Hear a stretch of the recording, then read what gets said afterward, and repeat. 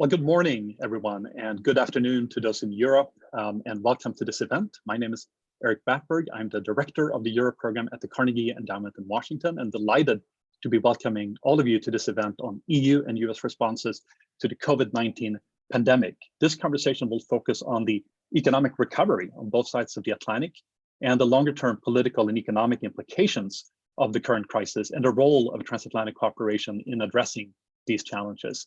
And we're really delighted to have with us two really distinguished speakers this morning.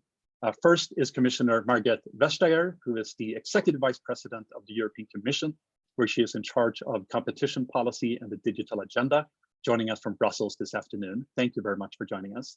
Thank you for having me. Larry Summers, who of course is the former US Secretary of the Treasury under President Clinton and former Director of the National Economic Council for President Obama, and currently serving as President Emeritus and a professor at Harvard University. We're also delighted to have as moderator of today's discussion, Edward Luce, who is the US National Editor and a columnist for the Financial Times, and also author of the excellent book, The Retreat of Western Liberalism. But before I turn it over to Ed to kick us off, I just want to remind everyone that you'll have the option of also submitting questions during this event. And you can do so in 3 different ways. You can first use the YouTube chat function and just type in your question, or you can send us an email at europe@ceip.org, or you can tweet us using the Twitter handle Carnegie and Dow and the hashtag #AskCarnegie. So we're looking forward to hearing from all of you and your questions. So with that, once again, warm welcome everyone, and looking forward to a terrific discussion. And with that, I'll turn it over to Ed Luce to further introduce our 2 speakers and to start the conversation. Thank you. Thank you, Erik. It's a great pleasure to be hosting this, to be at least virtually here at Carnegie hosting this. As you indicated, there's no real precedent for the speed, the degree, and the depth of economic crisis that are facing both Europe and the United States. Previous ones, had clear economic precursors. This is the very definition of an exogenous shock, a pandemic. And yet, although the crisis doesn't come intrinsically from our economies, it is ruthlessly exposing the weaknesses in them, troubles with our governance systems, and most of all, I think, in contrast to 2008, 2009, the Great Recession, it's exposing the lack of a transatlantic alliance. I couldn't really think of 2 better people to talk about this. Erik's already introduced Commissioner Vestager and Larry Summers, but both of them, have been key transatlantic players and remain key transatlantic players. One thing Erik didn't mention, and you'll forgive me, Margrethe, I hope, for saying this, but Donald Trump notoriously said you're the most anti-American person he's met, and it turns out you've never met him, A, and B, you love America. So there's that.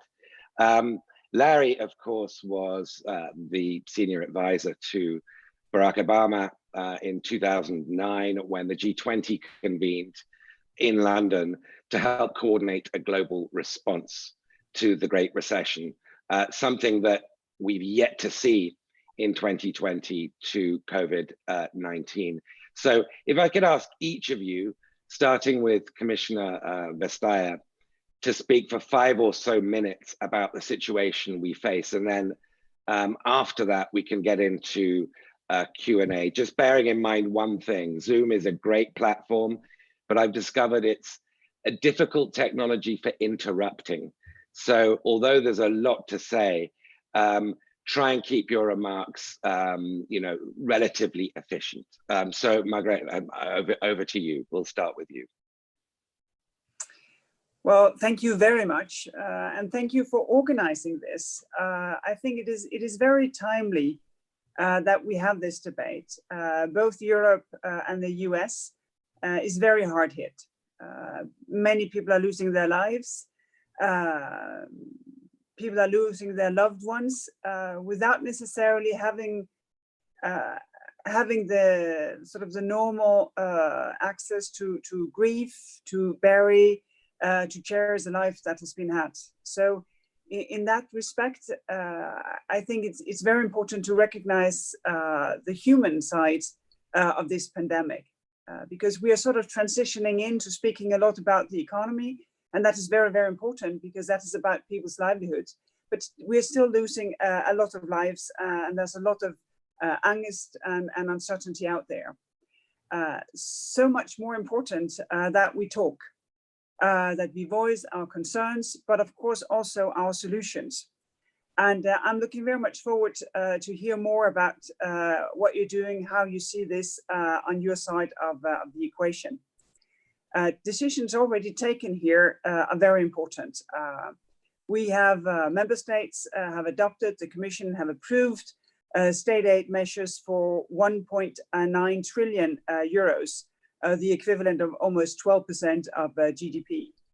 The Eurogroup has agreed a package of 500 billion, and that, of course, with the very effective monetary policy actions of the European Central Bank, of course, it gives sort of a comfort to the economy as it is right now.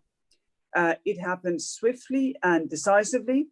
I think it showed that we learned something from the financial crisis, where the response was extremely messy and took a very long time. We have had issues here as well, but things are now going in the right direction. The second thing, of course, is that we start to think about how to formulate the recovery plan, how to, when now in a coordinated but not harmonized way that confinement is being lifted, how to start to recover the economy.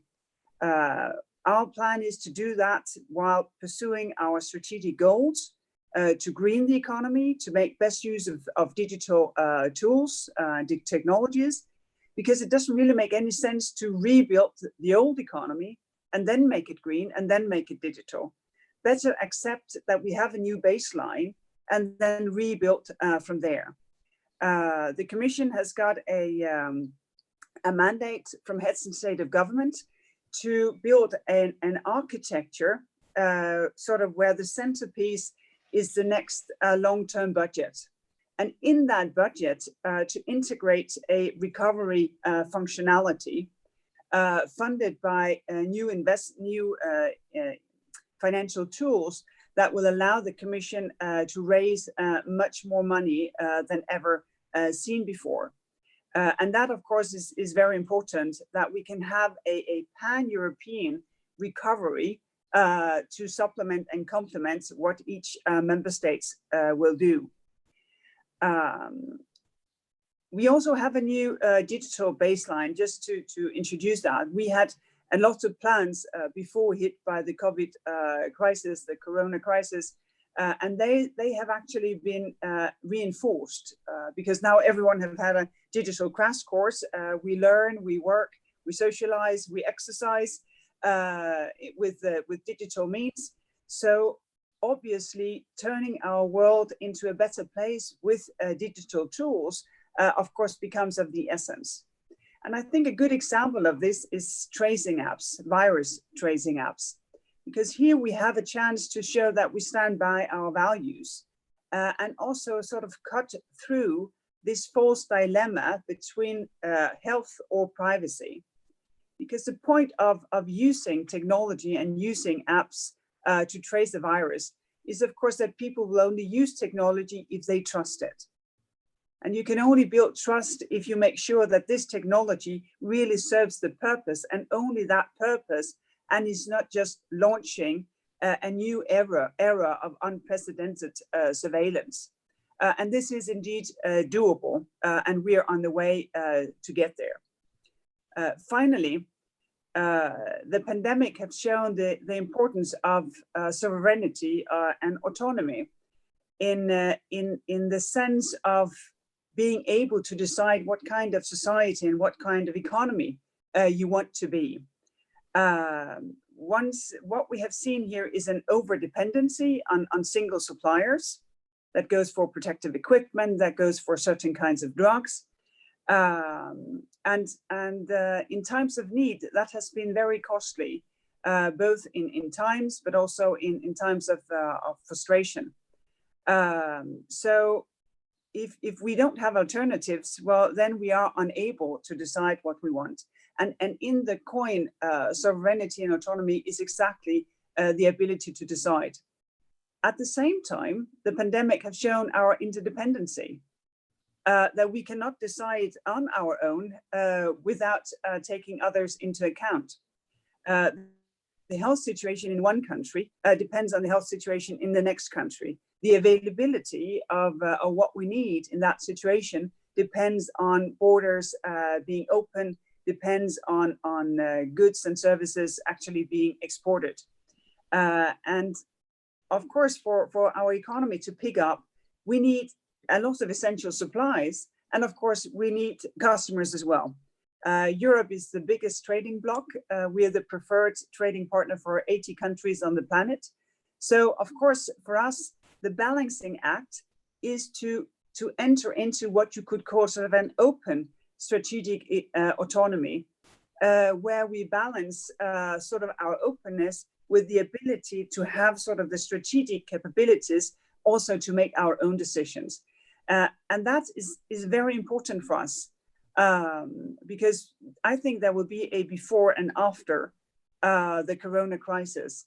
And one of the things I hope to see after is, of course, that us who share the same fundamental values, that we can be partners in building a world where open strategic autonomy is at the core of our relationship. Thank you, Commissioner. Secretary Summers. Thank you. As a humble economist, that is a difficult and thoughtful speech to follow, and I'm delighted to have a chance to be with you and the audience that Carnegie has assembled and the Executive Vice President to discuss these very important issues. I think the first thing I would say is that it is now clear that COVID is the first truly historic event of the 21st century, in the same way that World War I was the first truly historic event of the 20th century. I'm not sure, as important as they seem to us, whether history students 75 years from now will spend much time on the great financial crisis, or even spend much time on 9/11. But I have very little doubt that COVID and all that follows from COVID will be very prominent in history books long after all of us are gone. Part of the reason they will be in history books is that they are transcendently important. It is possible, I hope it will be avoided, but it is certainly very possible that more people will die in the United States associated with COVID than have died in all the wars of the 20th century if we do not succeed in managing this well.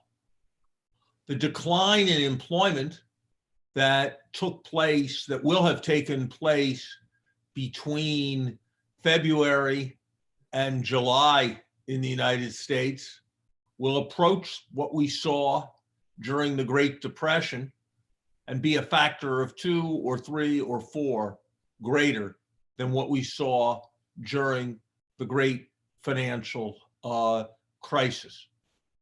We are currently spending government money and running a government budget deficit at rates we have not remotely approached since the Second World War. So these are, on the one hand, transcendently important events, and on the other hand, they bring into sharper relief and highlight what one would have said were the principal challenges that we faced in the United States, and I would imagine in Europe beforehand. The challenge of inequality. In the United States, before this took place, rich 50-year-old men had a life expectancy 10 years greater than poor 50-year-old men.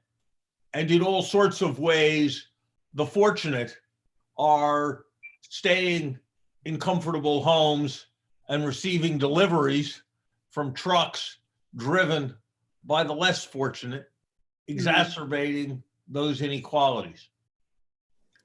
A government that had difficulty providing fundamental services that before this was manifest in lead in the water in Flint, Michigan, reducing the IQ of children, or LaGuardia Airport looking like something out of the 1950s, or an air traffic control system that made too much use of vacuum tubes. And again, the challenge of providing basic government functions effectively is pointed up by what has happened with COVID and our challenges in providing masks and providing tests and organizing research for vaccines. And I might say these are not challenges unique to the United States or failures only of President Trump. American death rates per million people from COVID are far lower than in many countries in both Southern and Northern Europe. So this is a quite universal challenge. And the challenge, which I would have said before COVID was one of the defining challenges of the 21st century, did democracies work for the benefit of people, or were, in 2019 was the first year in the last 100 when the combined GDP of countries that were autocratic exceeded the combined GDP of countries that were democratic. And if one looks at death rates from COVID per million people, one has to be struck so far by that contrast. And so that question of the effectiveness of liberal democracies, if you like, the heritage of the West, is very much posed by what we are facing. One would have hoped that a common adversary would bring countries together in a more cooperative mode than they had been before. Ronald Reagan and Mikhail Gorbachev famously discussed whether the United States and the Soviet Union would come into cooperation if there was an invasion from Mars. It doesn't look so far like the threat from the microbe is effectively bringing the G7 or the G20 or the global community more broadly into greater cooperation, but it is still very early days, and that is to be hoped for in the future. I share a sentiment that Margrethe expressed, that the kind of dialogue that's taking place here can be a contributor in bringing together international cooperation, not international cooperation based on what I think is a false premise that we're all one polity in the world that is going to be globally governed by an international organization, but based instead on the view that we are many polities with very strong common interests, that we need to each pursue our own interest, but find the many opportunities where cooperation can lead to those interests being pursued more successfully. And so I think whether the subject is macroeconomics in an era of zero interest rates and debt, whether the subject is trade in an era when self-sufficiency is going to be more important, whether the subject is global public goods in a world where we have seen that we face the most central of challenges in this pandemic, a new paradigm of globalism is going to be required if we are going to meet those challenges.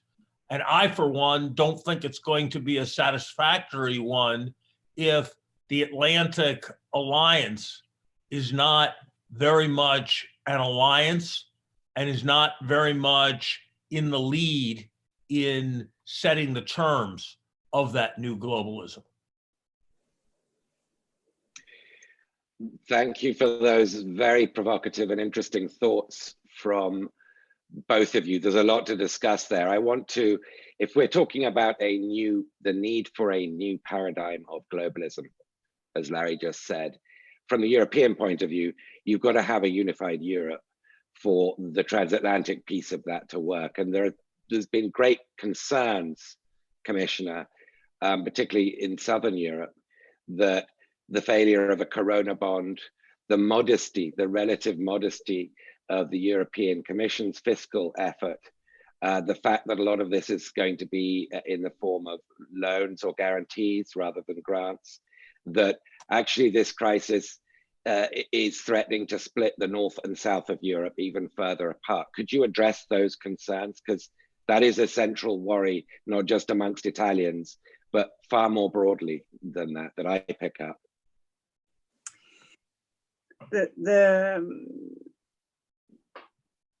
The obvious thing here is that the frustration is felt and shared, because this is not made by anyone. This is not a question of moral hazard. This is a virus. It could have hit anyone. Some had time to prepare. Some didn't have time to prepare. We don't even know yet what are the factors that has made it so much more devastating and serious in some countries than in others.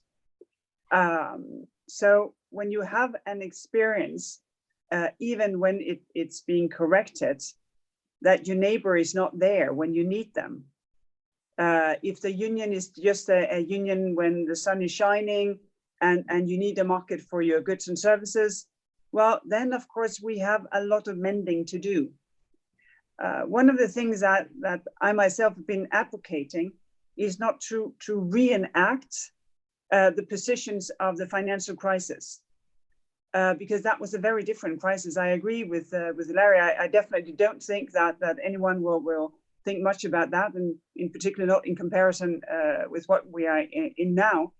And instead try to figure out how can we get the sufficient volume and the necessary instruments for a European recovery. And as said, we are working on this new European instrument that is partly debt-based. And as we speak, there is an ongoing debate about what kind of tools. It can be grants, it can be loans, it can be loans with 0 interest rates and a very long maturity, which actually works as kind of in between. But the important thing, of course, is exactly as you say, that we agree. Because our relationship with other powers on this planet, of course, depends in the first place on ourselves. That we ourselves assess what we can bring, our strength, and bring that to the table. Because this is not about being afraid or wanting to dominate other powers. It's about being self-assertive. Say, this is what we bring, because Europe is different from the US, definitely different from China, Russia, but it starts here. And this is, of course, why the discussions over the next weeks and months about how to recover together is of the essence. And it's not just about North and South, it's also about Central and Eastern Europe. Because here we have also economies that are hard hit and also still suffering from the health crisis. And this is why it's very difficult to predict what will be the future also of European integration, because it very much depends on decisions taken over the next weeks and months. Larry, in a moment, I'll ask you about the specific American economic response to COVID-19, but could you comment on what the commissioners just said, and maybe bearing in mind, in terms of Europe's challenges, the role that the Fed is playing here on the one hand, which is no holds barred and really no limits, as far as I can see, on what it can do, versus the European Central Bank, which has much more statutory limitations. Could you comment on the commissioners, what the commissioners just said in the context of that?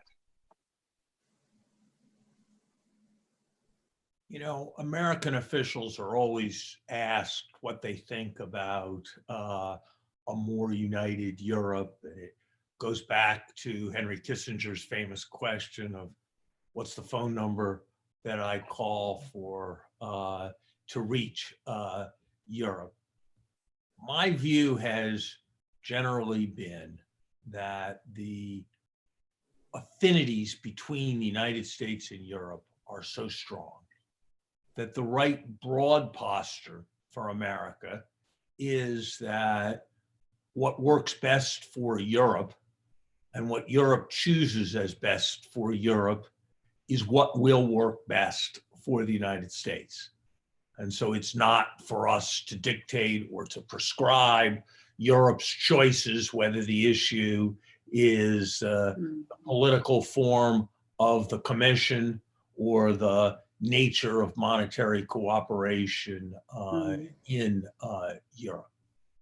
My own view, speaking as an economist, is that it is an unusual, actually essentially historically unprecedented concept to have one currency for many countries jointly managed, and that the ultimate success of that will depend on achieving more federal institutions that surround that currency, whether the issue is the regulation of financial institutions, or the issue is the free flow of capital, or the issue is the availability of debt finance that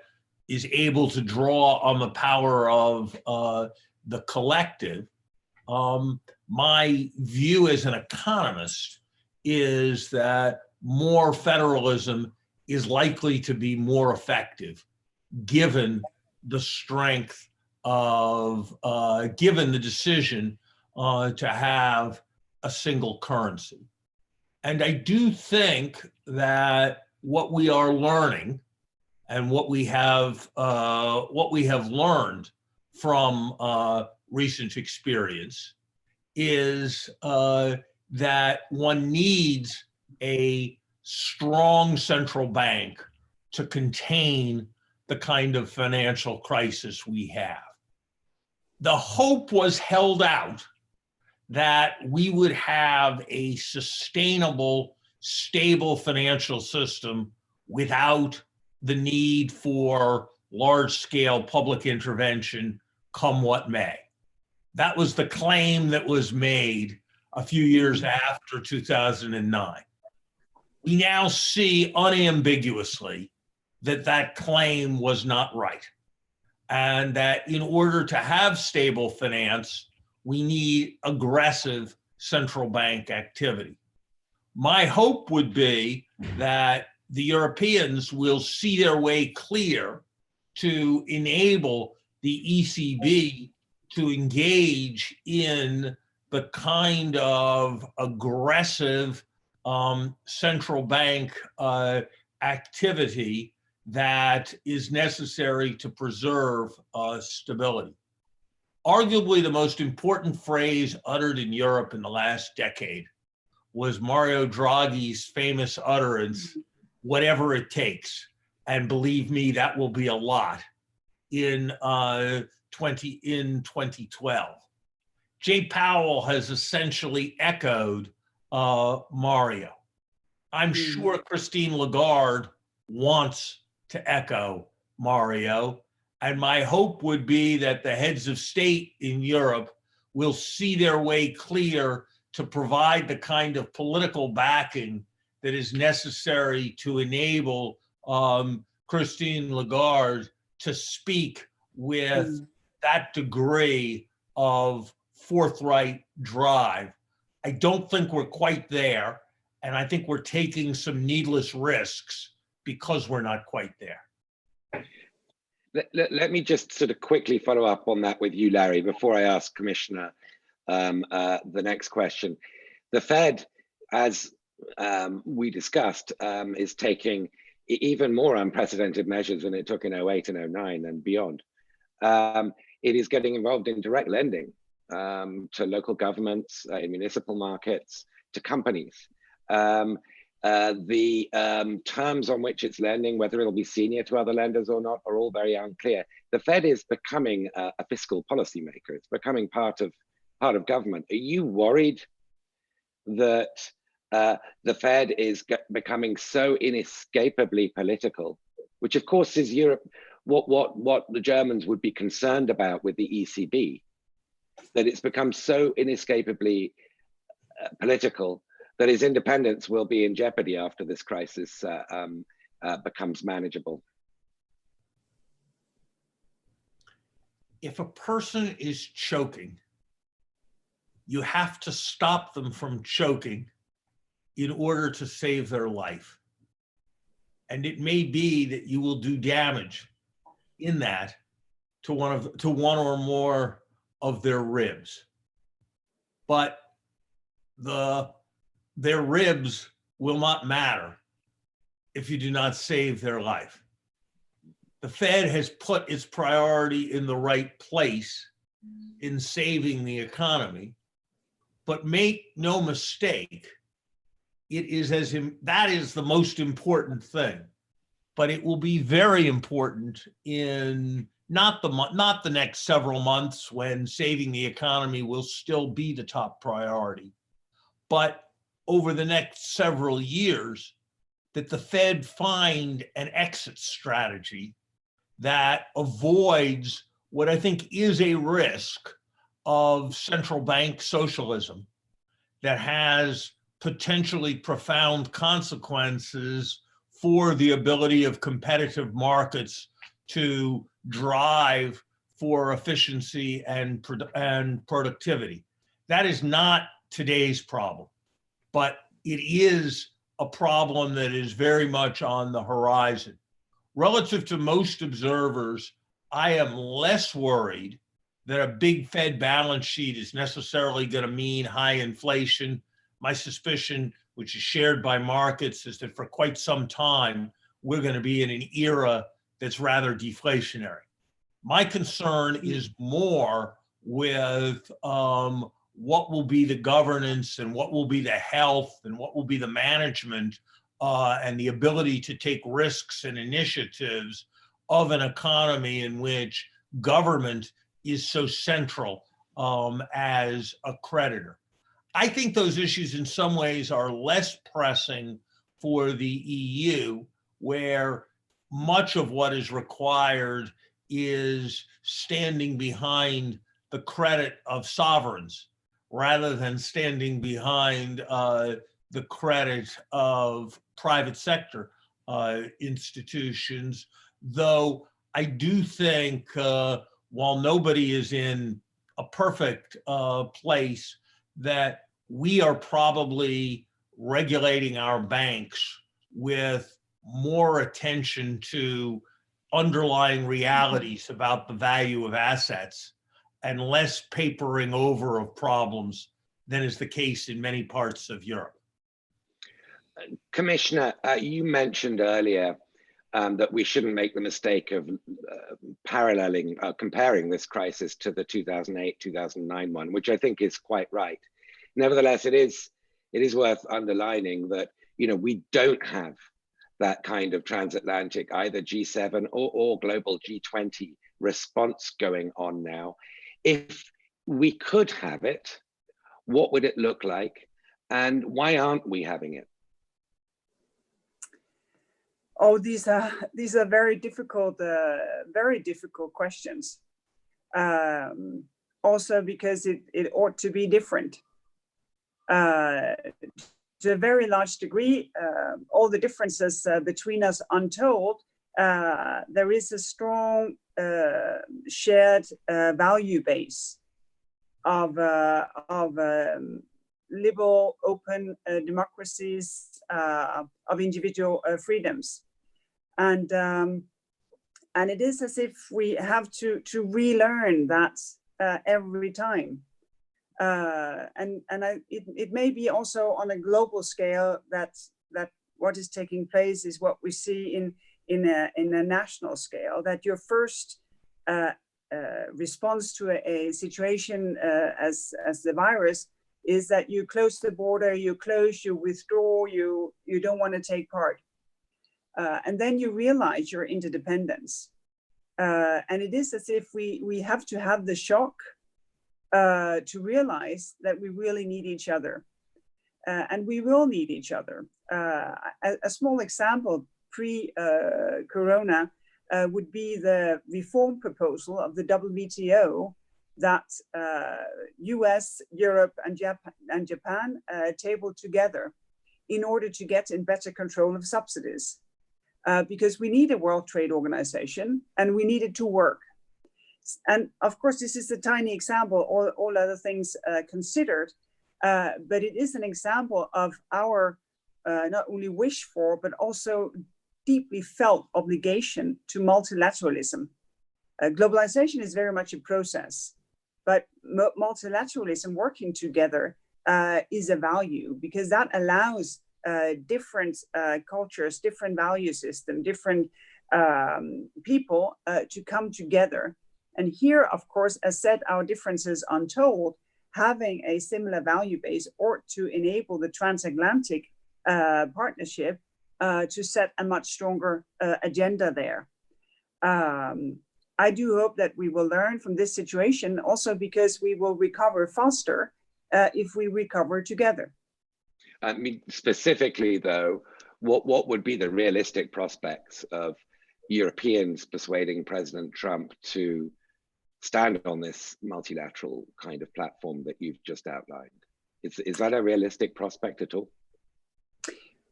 Well, that is very difficult to say. I think it depends on a number of things, despite or even with the COVID-19, it's an election year in the US.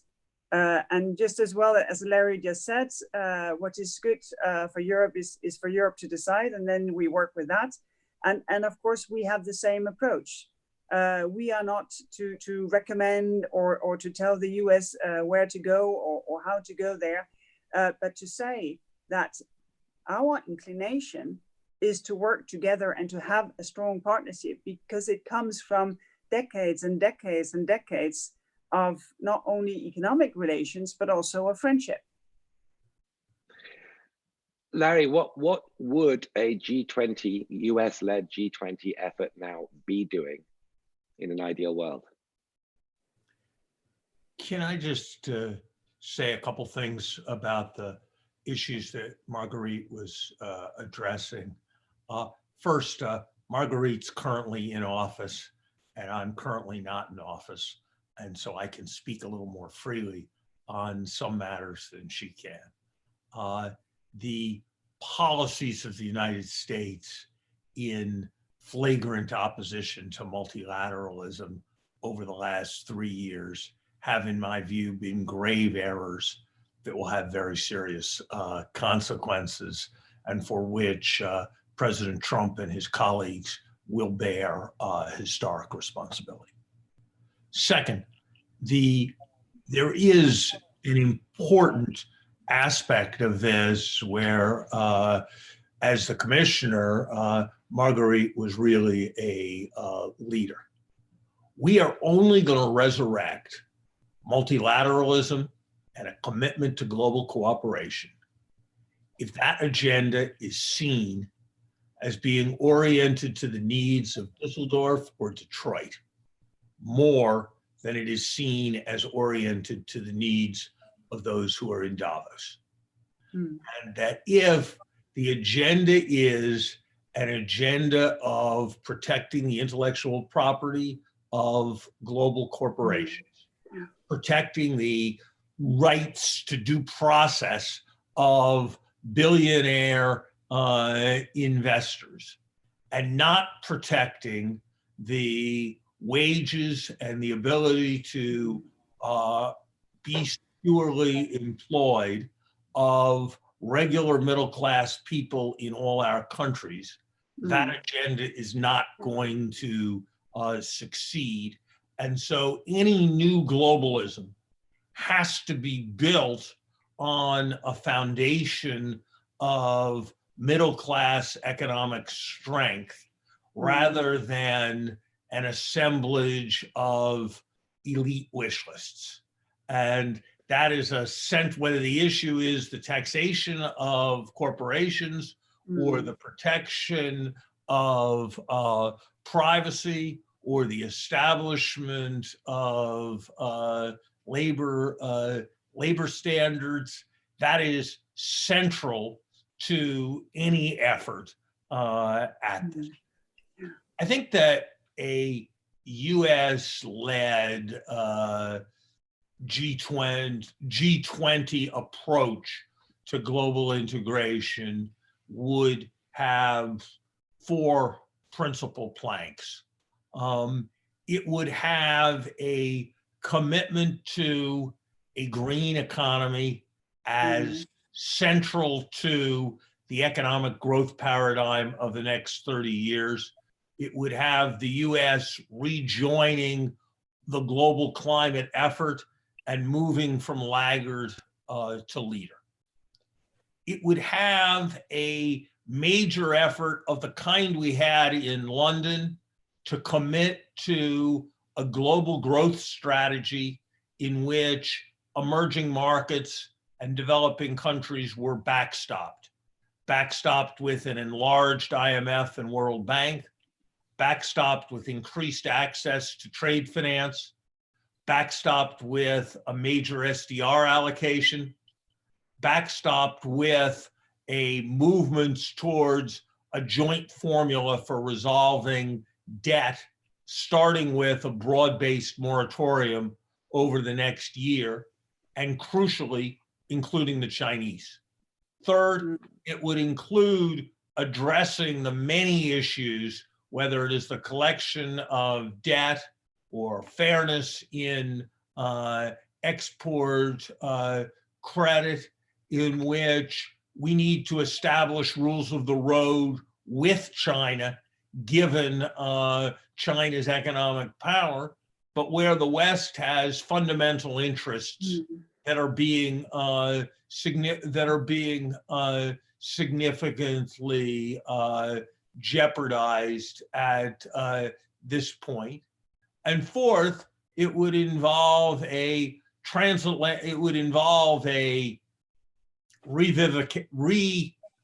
renewal of the transatlantic component of the G20, so as to build our cooperative economic strength across the Atlantic.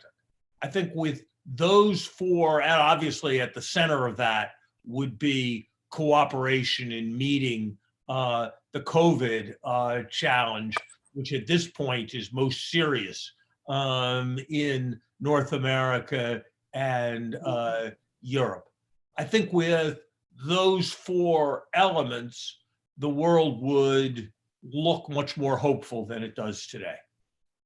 Okay, so I'm glad you mentioned, well, all of those points, but the second of those in particular, because I wanted to ask the commissioner about the rest of the world. I mean, we're talking about Europe and the United States.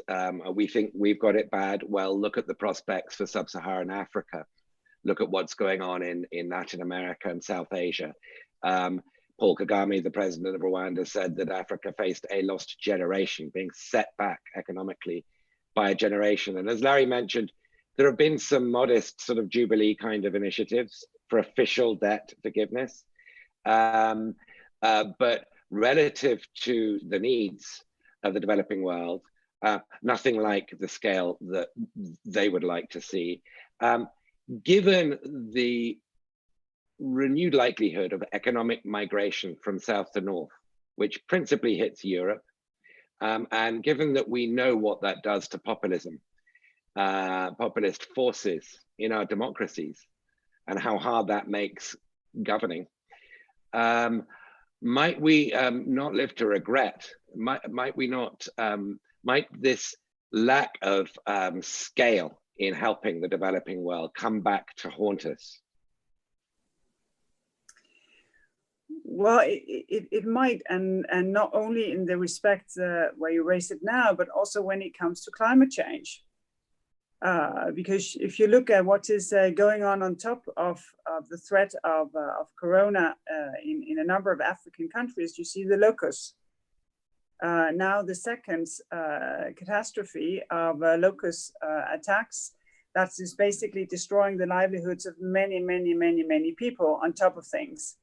It may be caused by extraordinary weather conditions that can be climate related. And I think it's very important to take that into consideration when we discuss these relationships. Now that the COP has been postponed this year for good reasons, but we need to come back to see fighting climate change and these economic strands that Larry just mentioned, to see that together. Because it has to be a global endeavor. And the planet is still at the table. We don't talk much about it, but it is still at the table, and it is also part of a sustainable development and livelihood in a number of countries. I have been in contact recently with colleagues of the African Commission, with minister of another African country, as such, seeing sort of a renewed partnership between countries on the African continent and Europe.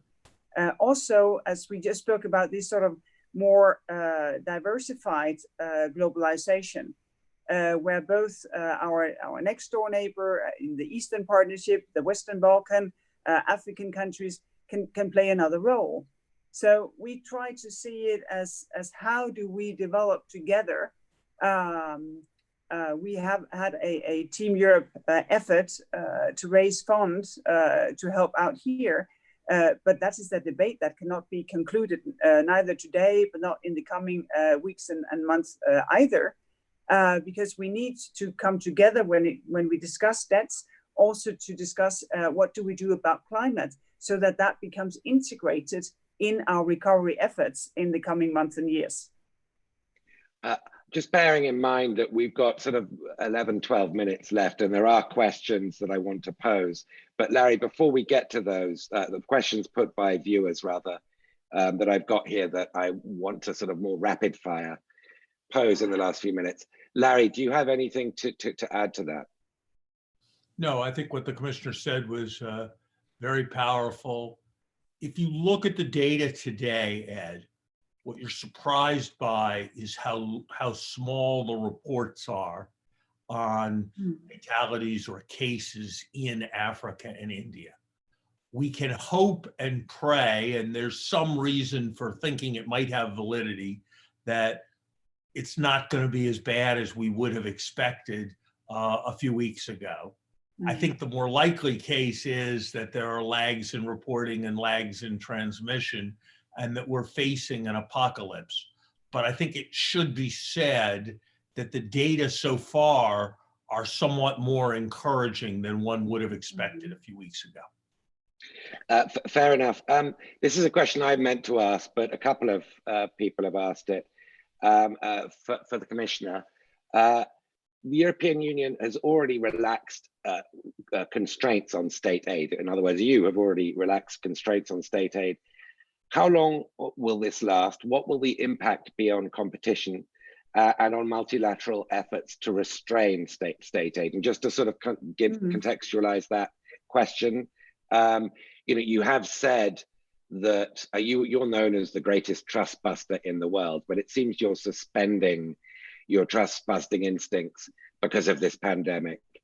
and partly because of fear of Chinese takeover of strategic European companies. Is that correct? Oh, that was a lot of things at the same time. It was. Yes. Now, when it comes to subsidies, what we do right now is that we have opened for unprecedented aid because it's needed. We do not authorize aid that is overcompensating.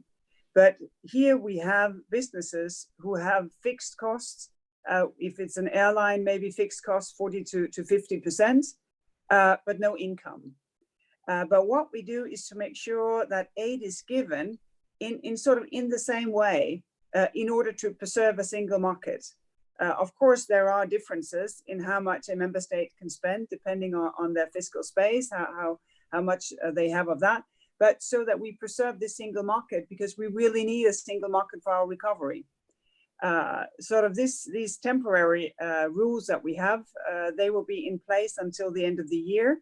They can be prolonged, and it's not unlikely that they will be, but we have indeed the ambition to come back to a world where a company will have to stand on its own feet and compete on the merits, on their innovation, on their prices, and what they can offer their customers. But as we are now, it is fully legitimate to do what is done right now to save value, to save jobs, to make sure that we can get out of the crisis. And what I have said about the risk of an unwanted foreign takeover, a hostile takeover, is that it is likely that we will recover globally in a staggered way. So some will recover before others. And I think it's very important, if we want to pursue this open strategic autonomy, that we are vigilant to say, well, there are businesses, there are sectors, can be infrastructure, can be technology sectors, where it is important that they remain European. And that has basically nothing to do with competition law as such, because we are neutral on state versus private ownership. It has to do with how we see the world, and our ability to decide who we want to be in our economy and in our society is also to say, we find it 100% legitimate to screen foreign direct investment to see if you come here to do business or if you come here with another purpose. So a question for, thank you, a question for Larry. Is global cooperation possible in the absence of the United States? I think it's much more difficult. I think it's much more difficult because the United States is the largest figure on the global scene in terms of power, in terms of the scale of its economy at exchange rate value, because the international institutions are headquartered in the United States, because the habit is of substantial U.S. initiation of initiative.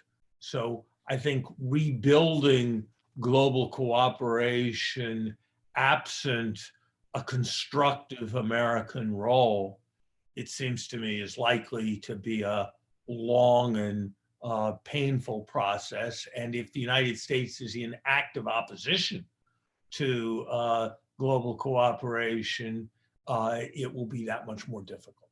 Hmm. So we haven't really got into China's role yet. There's obviously been a lot of controversy about China, how late it was in informing the world of what was going on, the WHO's supposed being taken in by China in the early weeks of January, late weeks of December.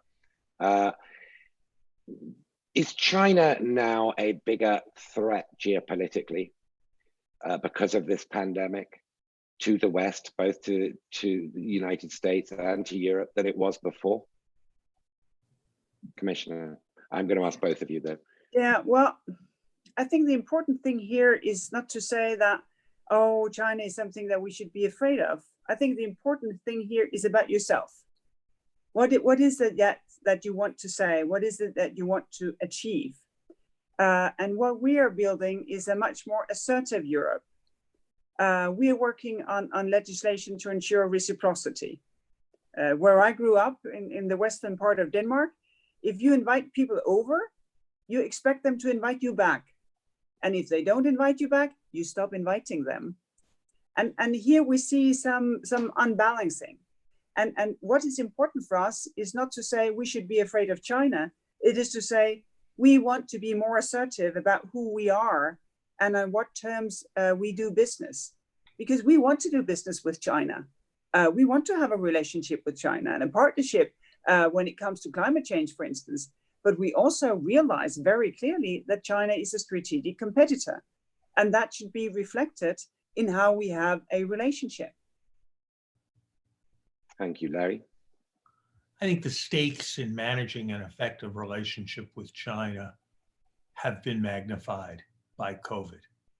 They've been magnified by whatever did or did not happen in the early period of the pandemic. They have been magnified by the comparison of what happens in our two countries during the COVID period. They have been magnified by the kinds of rhetoric that have come out in both countries. So I'm not sure I would want to say we have more to fear from China, but I would say that how we managed China was always going to be a central measure of how successful the United States was as a nation in the decade of the 2020s, and that is more true today than it was 3 months ago. Thank you. The time is short, so I'm going to ask each of you a specific question. Commissioner, the role of tech companies and the digital economy has been accelerated by this crisis. You, of course, have very famously imposed big fines on and restrictions on companies like Google and Apple within the European single market. These players are now going to be a lot bigger at the end of this crisis than they were projected to be before it began. Does that concern you? Well, so much more important that we as competition law enforcers play our role to make sure that also the giants play by a common rule book. Because if you are a digital gatekeeper, well, then you de facto sets the rules of the game. And these should be rules of fair competition. And this is why we have an ongoing investigation into the use of data with Facebook, with Google. We are quite advanced with Amazon. You know, of course, also that we have a number of complaints over Apple's business practices. And at the same time, we have a number of sort of regulatory considerations as to what should be sort of the ex-ante approach in order to make sure that we get the most of tech. That tech is wonderful. You can make amazing things. And now we just tested it all. Oh my God, what would confinement have been like without technology? But there is a limit to the good things, and we can only build trust in technology by making sure that we enforce our legislation equally for everyone and for the giants as well. And that I think is a very important task. And you see how our digital citizens' rights, the GDPR, how that have inspired a debate all over the planet. And that I find to be very important, because that shows that when we enter into a completely digitalized world, well, then there must follow the legitimate decisions of society as to how that should work. Thank you. Final question. Larry, radical times call for radical measures. What's wrong with universal basic income? Oh, I think the problem with universal basic income is of two kinds. One, that it undermines the notion of work as central to the human experience, and that so many of its leading proponents are people who believe that they as elites need to be allowed to prosper, and in order that everything else is okay, we'll just pay off everybody else. And I don't think that kind of dependent society is likely to be a healthy one. The other is just the expense would crowd out other kinds of essential government activity. Imagine that you wanted to give $10,000 to each American.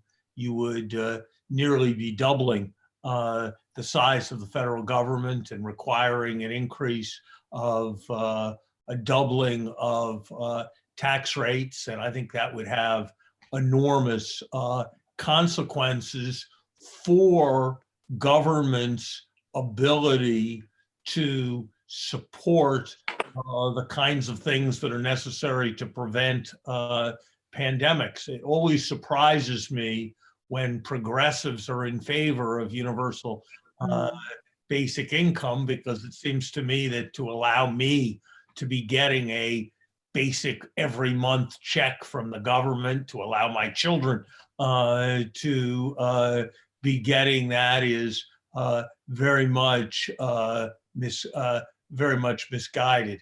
I might just also say that I think I may not agree with each of the positions she has taken, and I don't think I agree in every aspect, but I think the commissioner is right that it is hugely important that the public sector define the rules of the road and the frameworks in which these immensely important digital network companies are going to operate.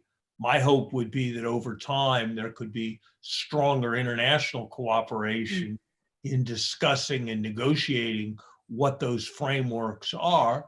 And I think it's very important that they be debated and developed in ways that reflect the experiences of consumers everywhere, and that we don't look for national economic advantage as we set those frameworks. But I greatly admire the commissioner's leadership in trying to have that issue taken on, and I certainly hope it will be actively pursued in the months and years ahead.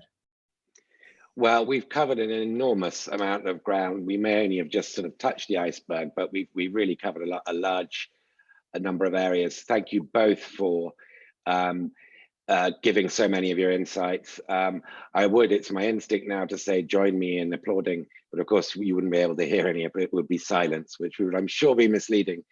So I'm sure everybody will share my thanks to both of you, and I hope to do this again as this crisis continues. Thank you. Well, thank you very much. Thank you. It was great to be here. Good to be here. Wonderful.